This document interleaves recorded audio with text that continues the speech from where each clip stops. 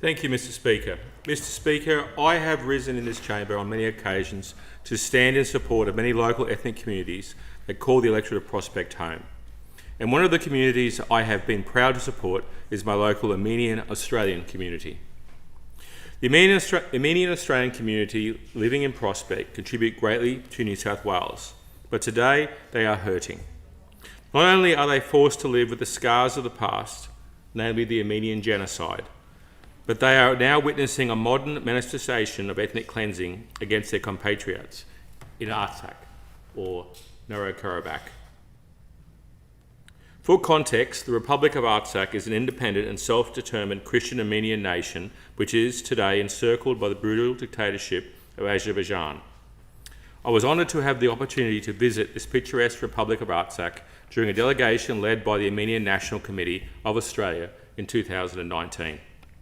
However, only 1 year after my visit, in September 2020, the Azerbaijan dictator, Aliyev, launched 44 days of war crimes against the innocent people of Artsakh, attempting to ethnically cleanse the region of Armenians by launching an offensive war into its territory.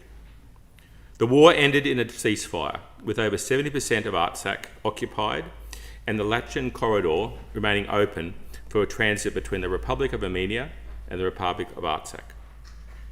Many claim this to be a so-called peace settlement, but the Azerbaijan dictatorship wasn't satisfied with its illegal occupation of Artsakh and unleashed a new form of terror in December 2022, breaking the ceasefire agreement and placing the entire population under siege. Ultimately, the autocratic dictatorship, led by the same family for some 30 plus years, the Aliyevs, is attempting to suffocate the people of Artsakh, make life so unbearable until they leave.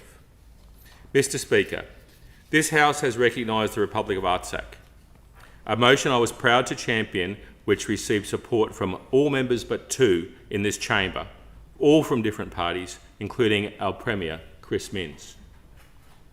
I am sure the news of this illegal blockade is extremely concerning to all members of this place, primarily because we as a Parliament affirm our support for democracy, freedom and human rights by recognising the Republic of Artsakh.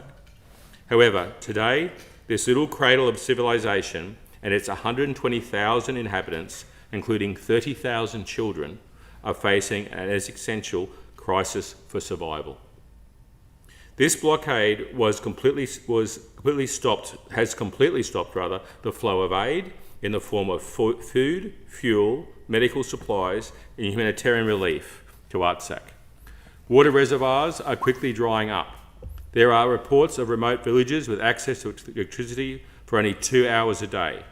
90% of the food in Artsakh was imported from Armenia, and as a result of this blockade, since January, civilians have been given food coupons to purchase limited supplies of pasta, buckwheat, rice, sugar, oil, fruit, vegetables and eggs. Artsakh is home to 118 educational institutions, all of which at one point or another have been forced to shut down due to the lack of electricity or heating for the children, as young as 5, restricting their right to education. Mr Speaker, the humanitarian situation is grim, extremely grim, and if the international community, including Australia, does not take immediate action, humanity will have blood on its hands. Australians did not sit by when the Armenian genocide was perpetrated by the Ottoman Empire 108 years ago. Instead, everyday Australians who learnt about the plight of the Armenians came to the aid of the victims of the genocide, rallying for funds, clothes and food, which later accumulated in the establishment of an Australian-run orphanage in Lebanon, housing some 1,700 Armenian orphans. Mr Speaker, I want to stand with my community by speaking directly to the people of Artsakh from this Parliament. I acknowledge your strength, power and resilience. No matter what the barbaric regime of Azerbaijan has thrown at you over the last 3 decades, you remain committed to a life in the mountains. To Gayan Azra Babyan, a mother in Artsakh who just gave birth to 3 newborn triplets, Henry, Taro and Tiran, your family remains in our prayers.